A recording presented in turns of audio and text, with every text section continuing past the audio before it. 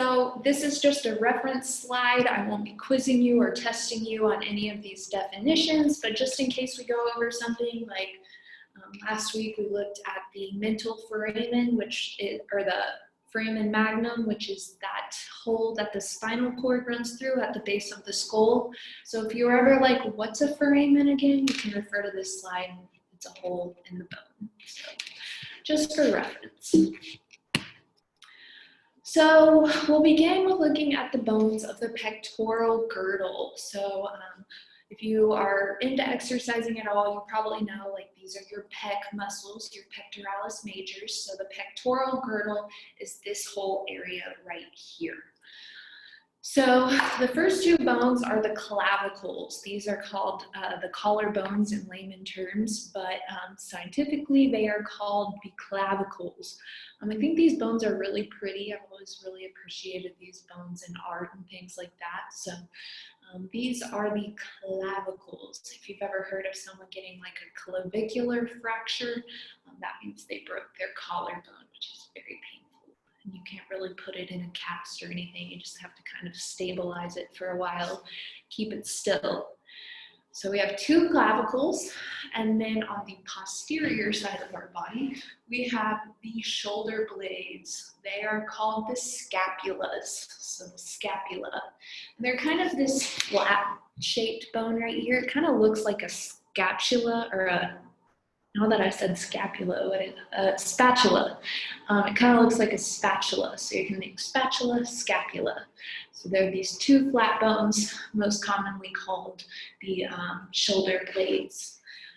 So if we're in lab right now, we'd be able to hold an individual scapula. We'd all have one sitting in front of us, and I could really break down the structures on the inside and the middle, but it's just so hard to look at this picture and really understand that. So we're just going to go over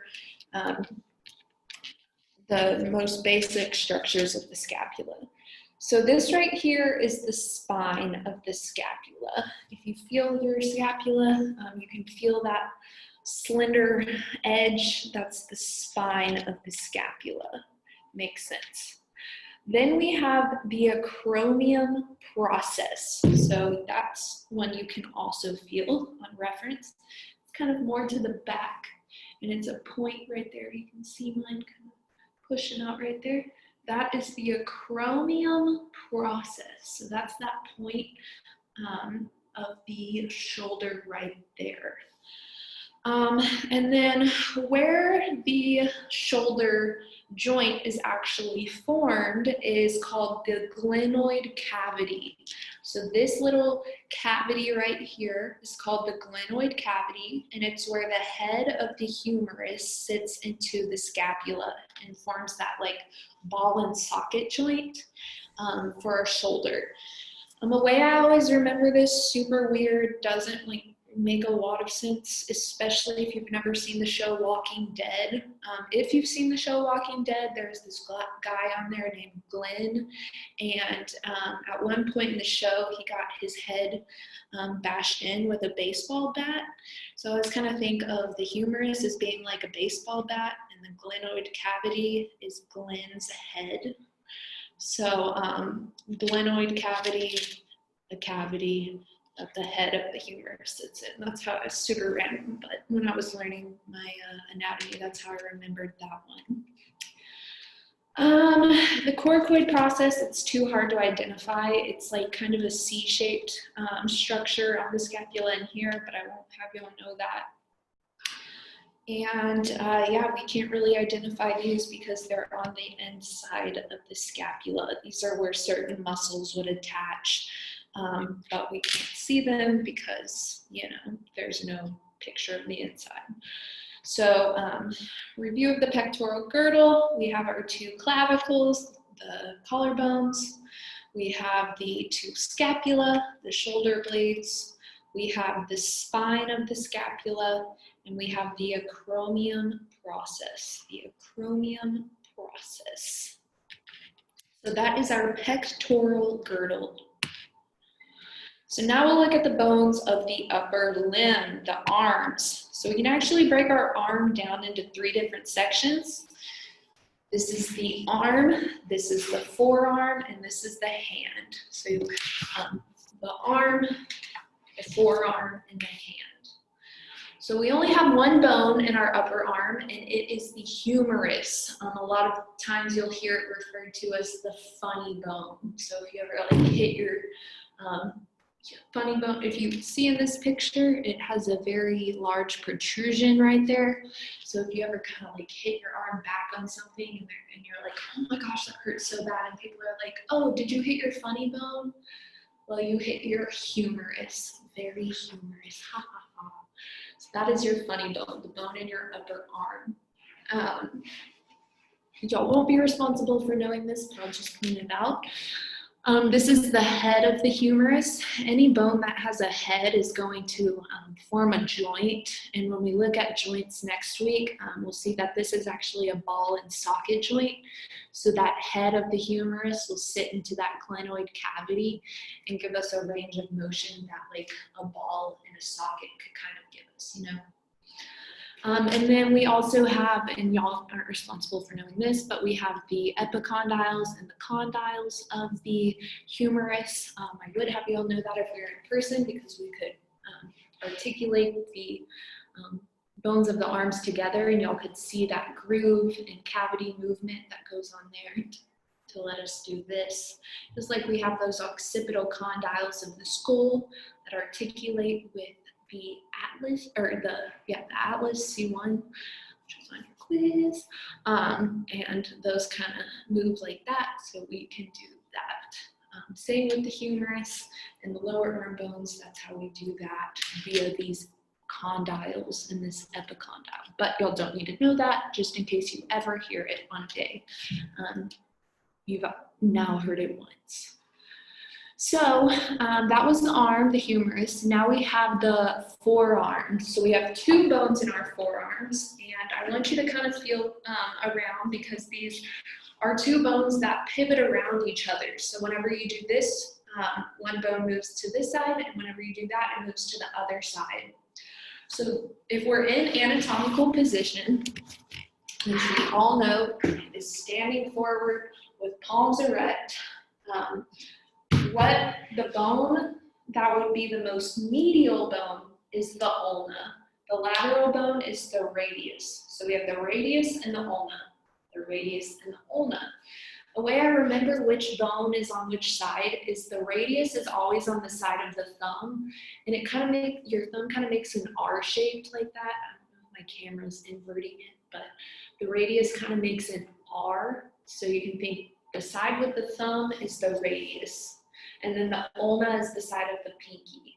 No matter if your arm is like that or like that, the radius is always on the side that the thumb is on. And the ulna is always on the side that the pinky is on. So if I were to put a picture on your quiz next week of someone doing this, like going to, I don't know what someone would be doing, but if they were doing that, and I said, the ulna is medial, true or false? That would be true. So again, if you don't remember your directional terminology, medial means closest to midline, lateral means further away from midline. So medial is the closest to the inside of the body, lateral is the furthest away. So the ulna in this case is medial. Now if I were to put a picture of someone doing that, and I said, the ulna is medial, true or false, that would be false, because now the ulna is lateral and the radius is medial. So you need to know medial and lateral when we're looking at the bones of the body, because some pivot around each other.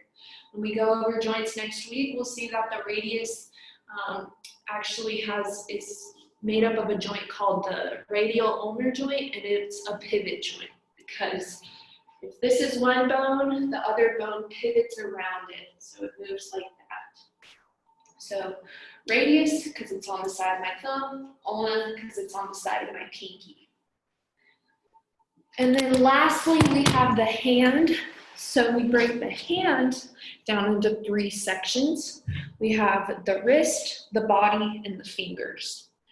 That is the layman's term, but the scientific terms are the carpals, the metacarpals, and the phalanges.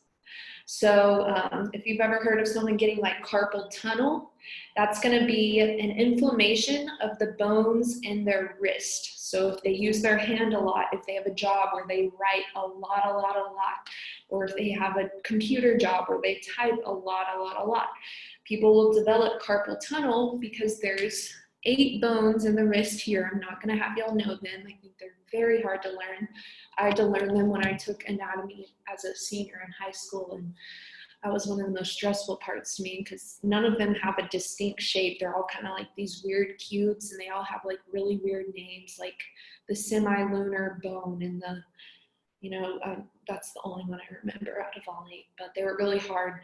But what happens with people with carpal tunnel is the joints of the wrist become very worn, and those bones start to kind of rub on each other and cause a lot of inflammation. So that's what carpal tunnel is. And it's called carpal tunnel because our wrist bones are called the carpals. Our hand bones are called the metacarpals. I can't remember what the prefix meta means. If you're in med term and know it, put it in the chat, but I can't remember right now. It probably means like above maybe. So metacarpals above the wrist, and then phalanges are the name of the fingers. So phalanges are fingers, and we'll also see toes are also called phalanges. So humerus, radius, ulna, carpals, metacarpals, phalanges. So those are the bones of the upper limbs. I won't quiz you on this or test you, but just to throw it out there, fun fact. The finger bones have 3 bones. The phalanges have 3 bones each. I think the thumb only has 2 with a little sesamoid bone in there. So there's this bone in our thumb somewhere that kind of just floats around. It's not attached to any other bones. I need to look up where that bone actually is. But all of our finger bones have 1, 2, 3 bones. 1, 2, 3. And our thumb has 1, 2. And you can kind of see that based off the lines on your finger, like 1, 2, 1, 2, 3. And then any other fun facts? Nope.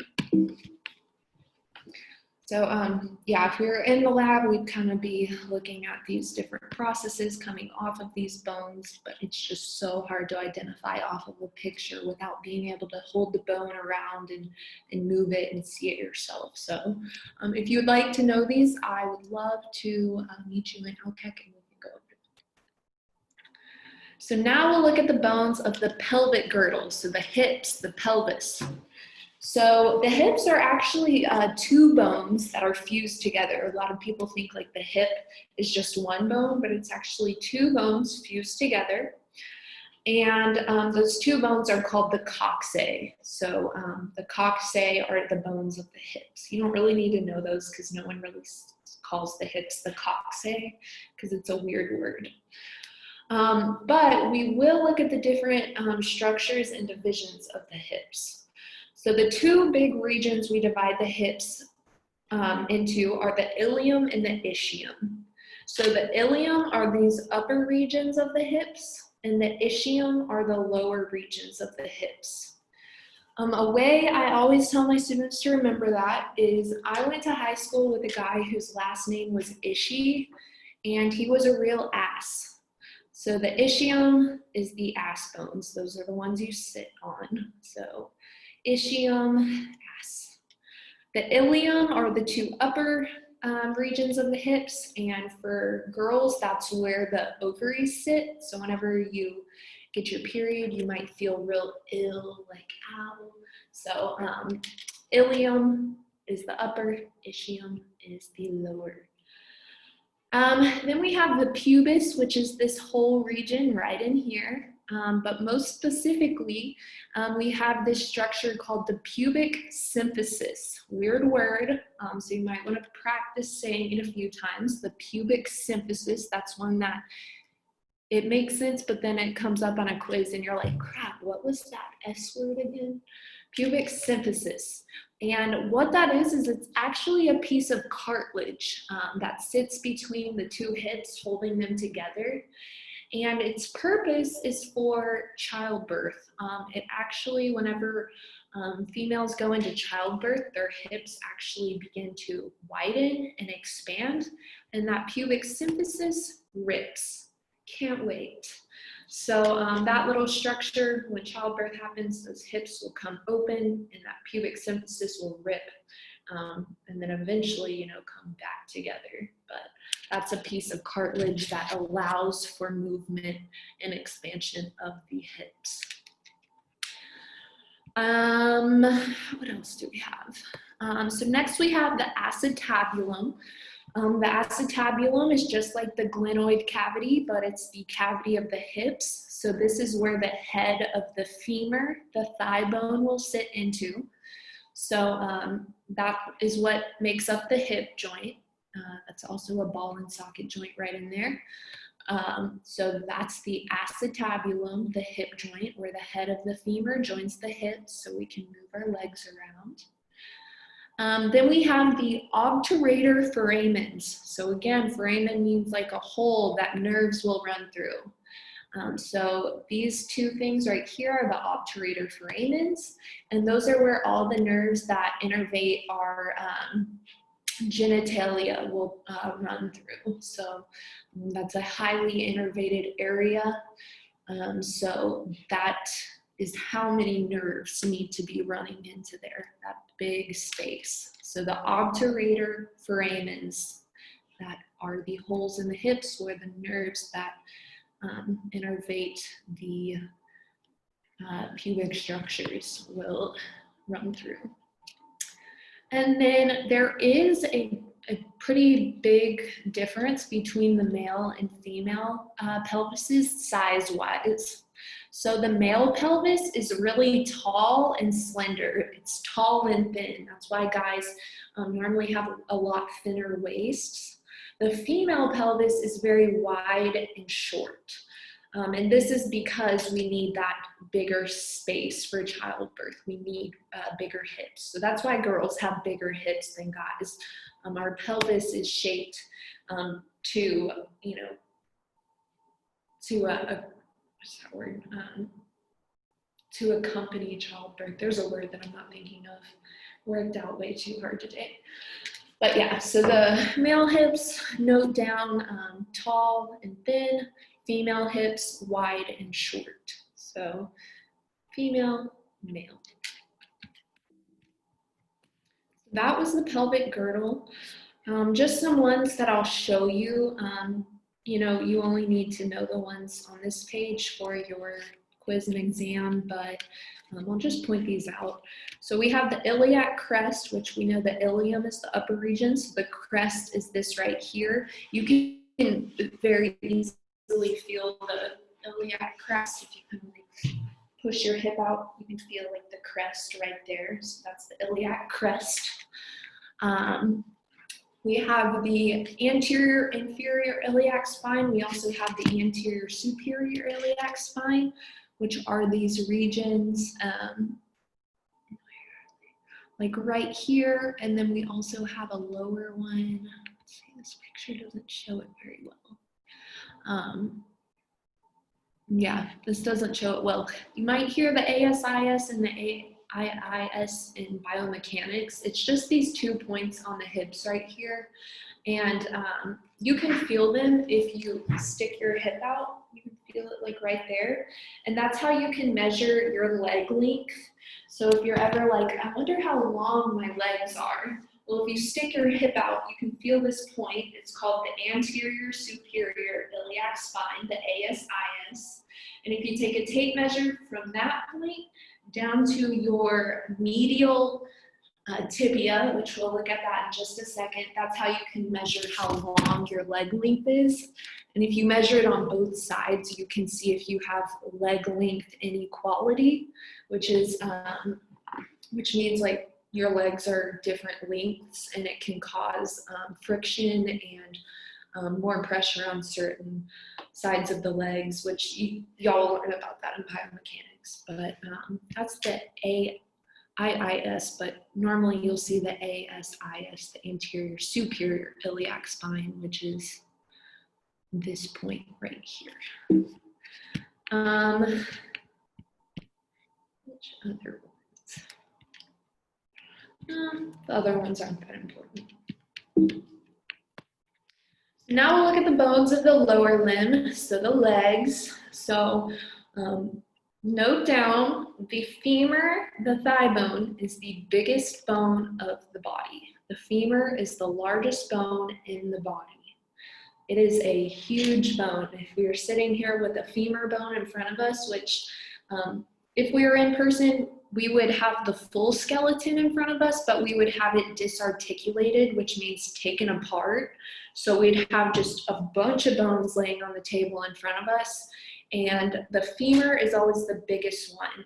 So, you know, and some people it's like that long.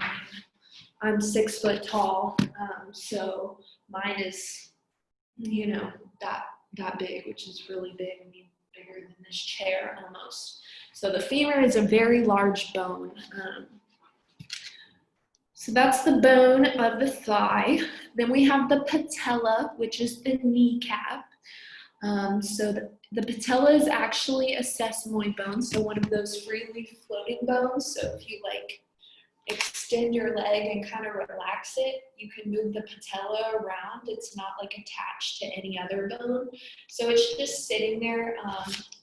It's held in there by cartilage and ligaments and things like that, but it is a freely movable bone. And then we have the 2 bones of the lower leg, just like we have the 2 bones of the lower arm. So a lot of people get these confused, so we need to go over the differences of these 2. So we have the tibia and the fibula. Tibia, fibula.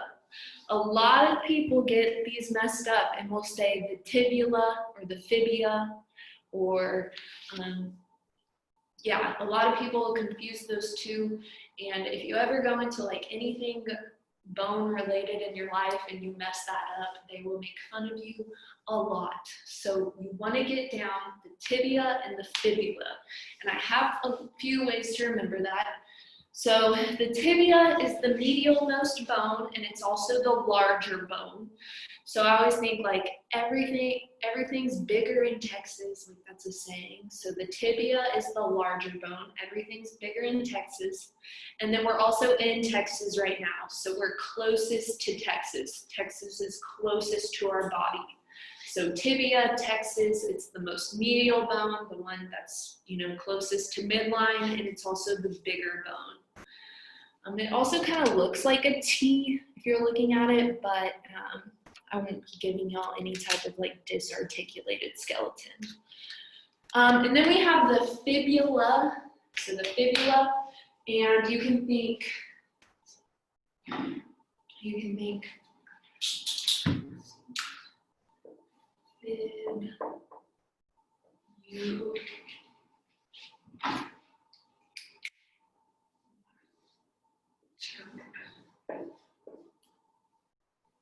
so that fibula, it's the lateral bone, so it's lateral. So fibula lateral. That's how I would remember that.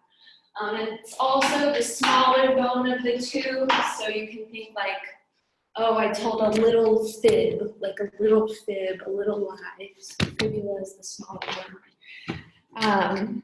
So yeah, y'all are definitely getting the easy route out with this one, because if we are in person, you would have to identify these bones not based off of seeing where they are on a skeleton.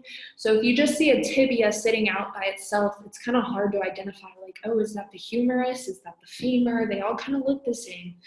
So definitely, like, y'all are getting an easy route with Zoom, but I mean, take it, get an A.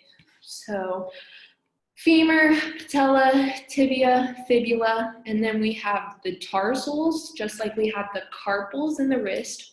The ankle bones are called the tarsals. Then we have the metatarsals, and then the phalanges. So our fingers and our toes are called phalanges. I've seen a nail salon before called Angie's Phalanges. The owner's name was Angie, and she called the salon Angie's Phalanges. So that is your fingers and your toes. So yeah, there are a lot of structures of the lower limbs that we would normally learn. I'll just give you a reference of them, but I won't be quizzing, yeah. Oh gosh, I can't believe that. Okay, so the femur has this point called the greater trochanter, which is this structure right here. That has a lot of muscle attachments coming off of it. So a lot of the ways we move our quads and our hamstrings, the muscle attaches to the greater trochanter, which is that big structure right there. Again, we have the epicondyles and condyles of the femur. The tibia and fibula both have these structures called the malleolus. What the malleolus is are the ankle bones, the ones that protrude out that you can actually feel. So that's the malleolus, and that's the malleolus, the one that like you can touch, and you would think that's the ankle bone, but that's actually, you know, the lower end of your tibia and fibula. The ankle bones are more lower, but the ones that most people perceive as the ankle bone because it sticks out is the malleoluses. When we look at the foot, there's some structures in there. There's the calcaneus and the talus. Can't see them at all in the body, but fun fact, the talus is the second strongest bone in the body, even though it's just like that big. It's the bone of the heel. So whenever you step down real hard, you're stepping on the talus, which is the heel bone. And yeah, so that was it for lab today. We zoomed through that, so let me go over the lab report, and then I'll take some questions, and then y'all can feel free to go. Oh, so sometimes the chat doesn't come up well on PowerPoint. So when you jam a finger, yes, so whenever you jam a finger, it's because one of those bones pushes into the other bones, and that friction that occurs when that happens causes inflammation. And so like a bunch of these like cells will come in and kind of like heal the damage that was done by those two bones pushing against each other. So yeah, that's what happens. Good question. And then meta means middle center. So yeah, that would make sense. Oh yeah, metaphase. I should have known that. So yeah, the middle of the hand. You got the wrist and the fingers. So middle, metacarpals. So good question. Okay, back to Canvas. Let's see. Nope. New share.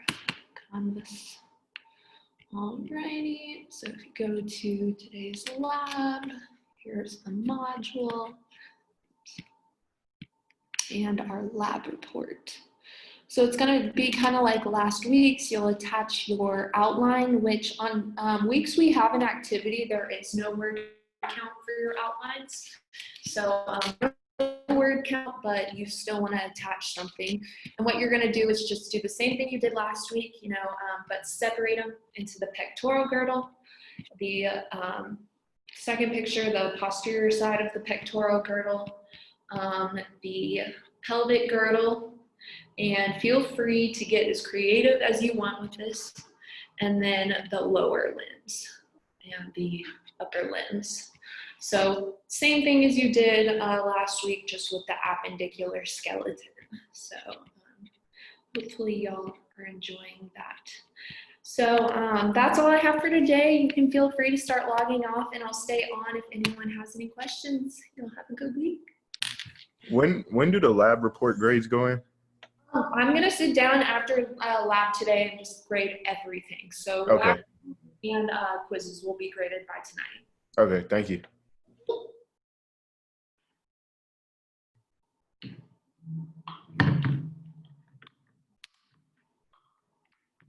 Thank y'all.